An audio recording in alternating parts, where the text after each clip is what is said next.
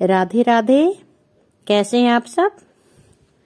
मैं हूं आकांक्षा और आप सबका बहुत बहुत स्वागत करती हूं आपके अपने YouTube channel Krishna magical world में। आज मैं माघ महात्म्य का जो फल है उसका 6वां भाग लेके आप सबके सामने उपस्थित हुई हूं। मेरी पिछली वीडियोज में आपने देखा कैसे जो मृत हुई कन्याएं थी वे दोबारा जीवित हो उठी थी। इस 6वें भाग में वे मृत कन्याएं उन्होंने ऊपर यमलोक, पुरी और नरक और स्वर्ग क्या क्या देखा उससे संबंधित अपना सारा विस्तार पूर्वक कथा अपनी माताओं को सुनाएंगी। चलिए अब शुरू करते हैं। ओम गण गणपते नमः। यमलोक से लौटी हुई कन्याओं के द्वारा वहां की अनुभूत बातों का वर्णन। राजा दिलीप ने पूछा, मुने, यमलोक से लौटकर आई हुई उन साध्वी कन्याओं ने अपनी माताओं और बंधुओं से वहां का वृतांत कैसा बतलाया? पापियों की यातना और पुण्य आत्माओं की गति के संबंध में क्या क्या कहा? मैं पुण्य और पाप के शुभ और अशुभ फलों को विस्तार के साथ सुनना चाहता हूं। वशिष्ठ जी बोले, राजन, कन्याओं ने अपनी माताओं और बंधुओं से पुण्य पाप के शुभाशुभ फलों के विषय में जो कुछ कहा था वह ज्यों का त्यों मैं तुम्हें बतलाता हूं। कन्याओं ने कहा, माताओं, यमलोक बड़ा ही घोर और भय उत्पन्न करने वाला है। वहां सर्वदा चारों प्रकार के जीवों को विवश होकर जाना पड़ता है। गर्भ में रहने वाले अथवा जन्म लेने वाले शिशु, बालक, तरुण, अधेड़, बूढ़े, स्त्री, पुरुष और नपुंसक सभी तरह के जीवों को वहां जाना होता है। वहां चित्रगुप्त आदि मध्यस्थ सत्पुरुष मिलकर देहधारियों के शुभ और अशुभ फल का विचार करते हैं। इस लोक में जो शुभ कर्म करने वाले कोमल हृदय तथा दयालु पुरुष हैं वे सौम्य मार्ग से यमलोक में जाते हैं। नाना प्रकार के दान और व्रतों में संलग्न रहने वाले स्त्री पुरुषों से सूर्य नंदन यम की नगरी भरी है। माघ स्नान करने वाले लोग वहां विशेष रूप से शोभित होते हैं। धर्मराज उनका बहुत अधिक सम्मान करते हैं। वहां उनके लिए सब प्रकार की भोग सामग्री सुलभ होती है। माघ स्नान में मन लगाने वाले लोगों के सैकड़ों हजारों विचित्र विचित्र सुंदर सुंदर विमान वहां शोभा पाते हैं। इन पुण्यात्मा जीवों को विमान में बैठकर आते देख सूर्य नंदन यम अपने आसन से उठकर खड़े हो जाते हैं और अपने पार्षदों के साथ उन सब की आगवानी करते हैं। फिर स्वागत पूर्वक आसन दे पाद्य अर्घ्य आदि निवेदन कर प्रिय वचनों से कहते हैं, आप लोग अपने आत्मा का कल्याण करने वाले महात्मा हैं। अतः आप धन्य हैं क्योंकि आपने दिव्य सुख की प्राप्ति के लिए पुण्य का उपार्जन किया है। अतः आप इस विमान पर बैठकर स्वर्ग को जाइए। स्वर्ग लोक की कहीं तुलना नहीं है। वह सब प्रकार के दिव्य भोगों से परिपूर्ण है। इस प्रकार उनकी अनुमति ले पुण्यात्मा पुरुष स्वर्ग लोक में जाते हैं। माताओं तथा बंधुजन, अब हम वहां के पापी जीवों के कष्ट का वर्णन करते हैं। आप सब लोग धैर्य धारण करके सुने। जो क्रूरतापूर्ण कर्म करने वाले और दान न करने वाले पापी जीव हैं, वे वहां यमराज के घर में अत्यंत भयंकर दक्षिण मार्ग से जाते हैं। यमराज का नगर अनेक रूपों में स्थित है। उसका विस्तार चारों ओर से 86,000 योजन समझना चाहिए। पुण्य कर्म करने वाले पुरुषों को वह बहुत निकट सा जान पड़ता है, किंतु भयंकर मार्ग से जाने वाले पापी जीवों के लिए वह अत्यंत दूर है। वह मार्ग कहीं तो तीखे कांटों से भरा होता है और कहीं रेत एवं कंकरों से। कई पत्थरों के ऐसे टुकड़े बिछे हैं जिनका किनारा छुरों की धार के समान तीखा होता है। कहीं बहुत दूर तक कीचड़ ही कीचड़ भरी रहती है। कहीं घातक अंकुर उगे होते हैं और कहीं कहीं लोहे की सुई के समान नुकीले कुशों से सारा मार्ग ढका होता है।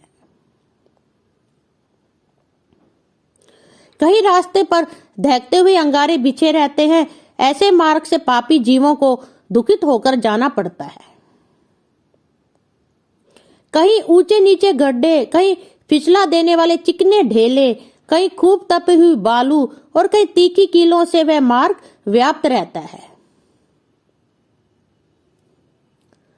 कहीं तपे हुए लोहे के कांटेदार वृक्ष, कहीं दावानल, कहीं तपी हुई शिला और कहीं हिम से वह मार्ग आच्छादित रहता है। कहीं ऐसी बालू भरी रहती है जिसमें चलने वाला जीव कंठ तक धंस जाता है और बालू कान के पास तक आ जाती है। कहीं गर्म जल और कहीं कंडों की आग से यमलोक का मार्ग व्याप्त रहता है।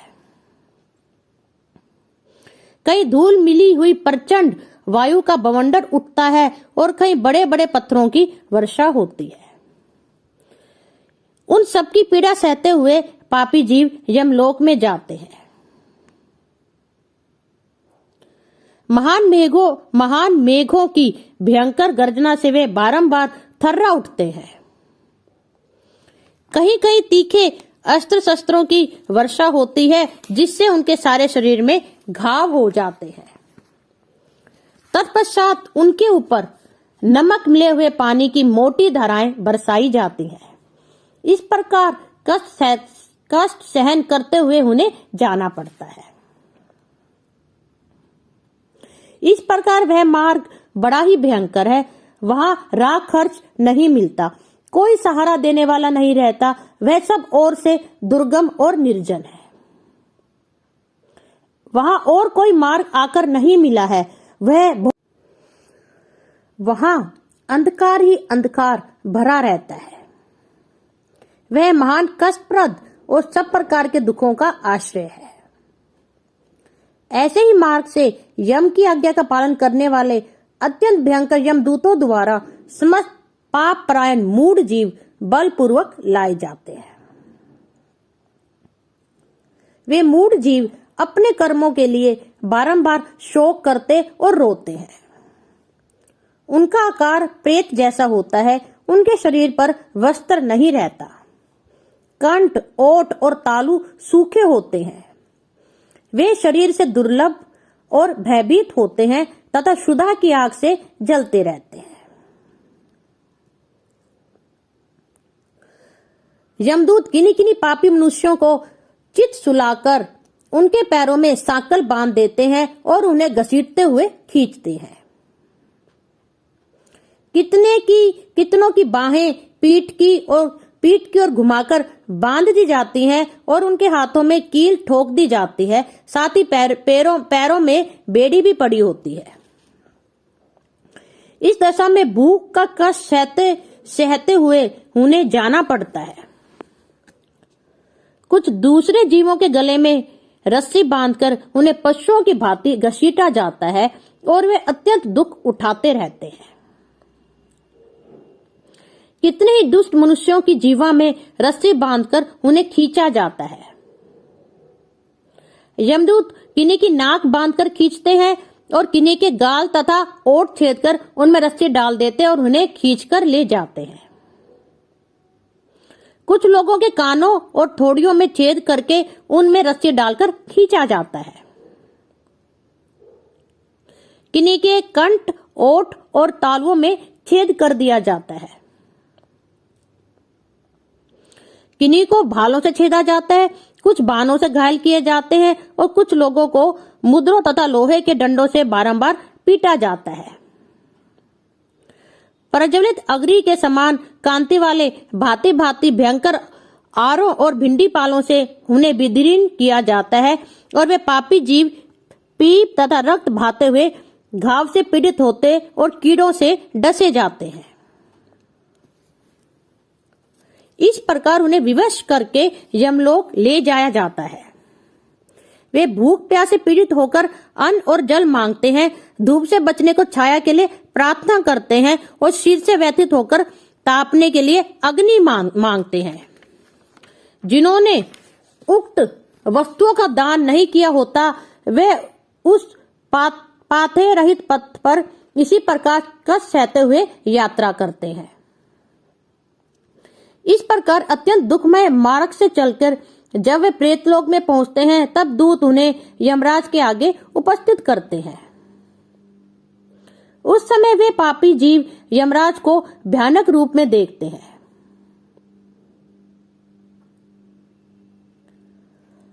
ऐसे ही परिवार के साथ बैठे यमराज तथा चित्रगुप्त पापी जीव अत्यंत भयंकर रूप में देखते हैं।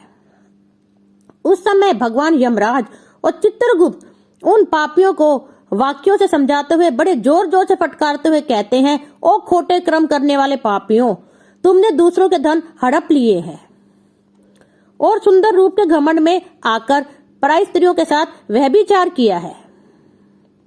मनुष्य अपने आप जो कुछ कर्म करता है उसे स्वयं ही भोगता है। फिर तुमने अपने ही भोगने के लिए पाप कर्म क्यों किया और अब अपने कर्मों की आग में जलकर इस समय तुम लोग संतप्त क्यों हो रहे हो?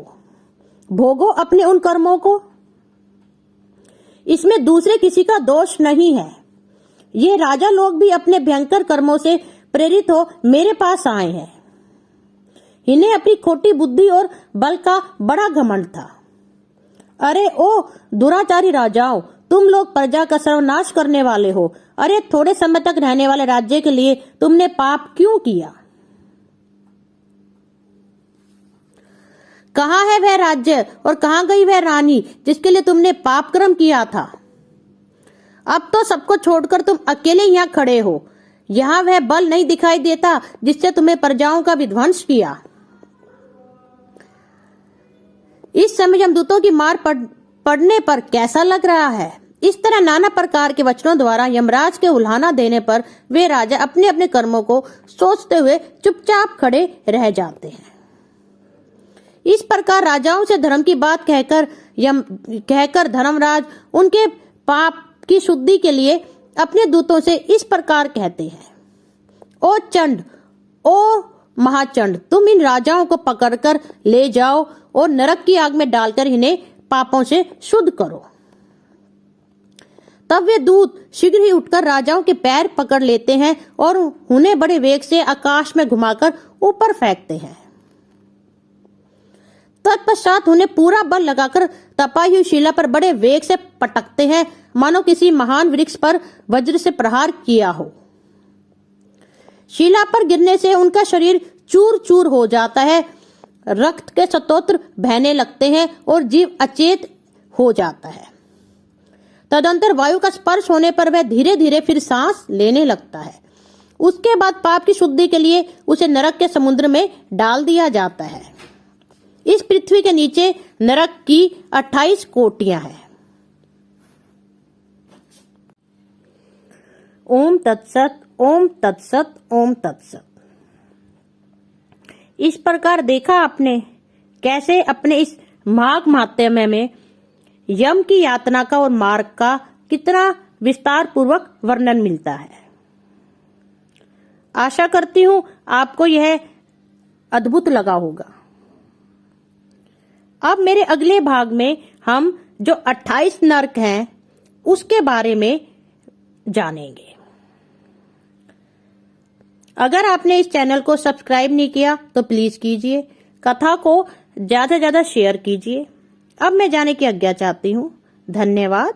राधे राधे। ओम नमो भगवते वासुदेवाय।